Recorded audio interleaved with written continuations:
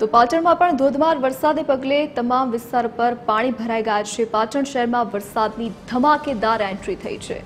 ગાજવીજ સાથે શહેરમાં વરસાદનું આગમન થયું છે। તો ધોધમાર વરસાદ વરસ્યો છે તો શહેરના આનંદ સરોવર વિસ્તારમાં વરસાદી પાણી ભરાઈ ગયા છે। રોડ રસ્તા પાણીમાં ગરકાવ થયા છે। તો વરસાદી પાણી ભરાતા વિદ્યાર્થીઓ તેમજ લોકોને હાલાકી પડી રહી છે। લોકોને અવરજવર કરવામાં મુશ્કેલી પડી રહી છે। તો પાટણ શહેરમાં વહેલી સવારથી જ ધોધમાર વરસાદ વરસી રહ્યો છે। ધમાકેદાર વરસાદની એન્ટ્રી થઈ છે તો ગાજવીજ સાથે શહેરમાં વરસાદનું આગમન થયું। તો ધોધમાર વરસાદને પગલે રોડ રસ્તા પાણીમાં ગરકાવ થઈ ગયા છે।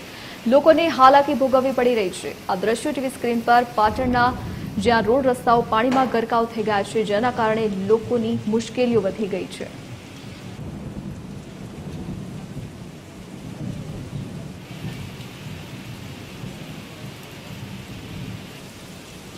તો વરસાદી પાણી ભરાતા વિદ્યાર્થીઓ તેમજ લોકોને હાલાકી પડી રહી છે।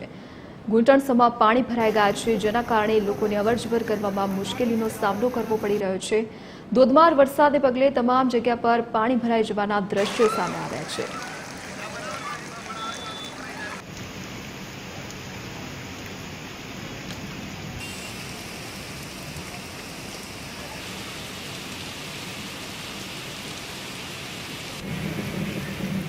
હવામાન વિભાગની આગાહીના પગલે આ સવારથી પાટણ શહેરમાં વરસાદી માહોલ છવાયો છે।